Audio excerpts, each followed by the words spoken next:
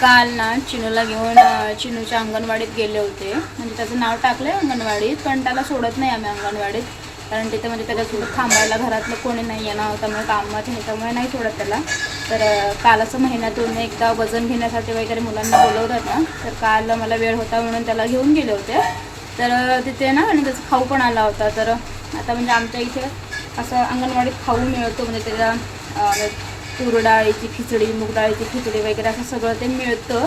तर म्हणजे तुमच्या इकडे पण मिळत असेल, मिळतं की नाही ते नक्की सांगा कमेंट करून. तर एका वेळेला 6 पॅकेट असे मिळतात, म्हणजे तूर डाळीचे 2, मूग डाळीचे 2, परत मिक्स अजून काहीतरी असतं त्याचे 2 पॅकेट. तर काल घेऊन आले मी, म्हणजे सगळेच नाही आणले. तर चिनूच्या बाई चिनूला त्या सांभाळायच्या ना, त्यांना म्हटलं की तुम्ही बाकीचं घेऊन जा, मला एक द्या. ते म्हटलं की जा घेऊन, म्हणून एकदा करून तर बघ, त्याचे डोसे वगैरे करून बघ, चिनू खाईल म्हणून. म्हटलं ठीक आहे. मग एक तूर डाळीचं घेऊन आले आणि एक मूग डाळीचं घेऊन आले.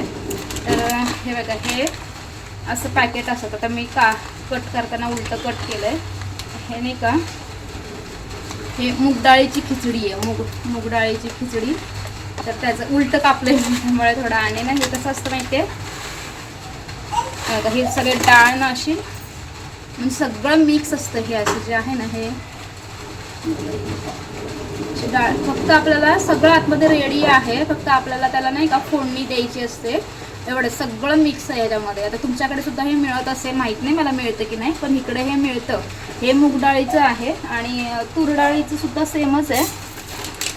हा तूर डाळीचा पॅकेट आहे.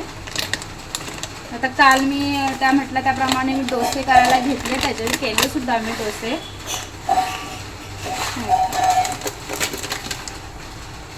हे ना तूर डाळीचं, हे तूर डाळ आहे, सगळं आतमध्ये टाकलेलं आहे त्याने, सगळं रेडी आहे. फक्त आपल्याला फोडणी देऊन ती खिचडी बनवायची आहे त्याची. आणि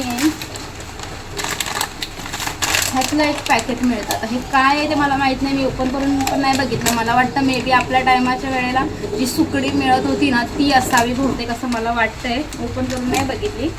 तर असं सगळं मिळतं त्यांच्या शाळेत. आता तो काही खात नाही, त्यामुळे आम्ही पण काही घरी बनवत नाही. पण ह्यावेळेला म्हटलं चला, त्या चिनूच्या बाईंनी सांगितले डोसे करून बघ, त्याला खायला ते वगैरे. तर केले होते, मस्त बॅटर वगैरे तयार केलं होतं आणि डोसे पण तयार केले. ते दाखवून तुम्हाला कसे झाले ते. पण तुमच्याकडे पण हे सगळं असं मिळतं का ते मला नक्की कमेंट करून सांगा.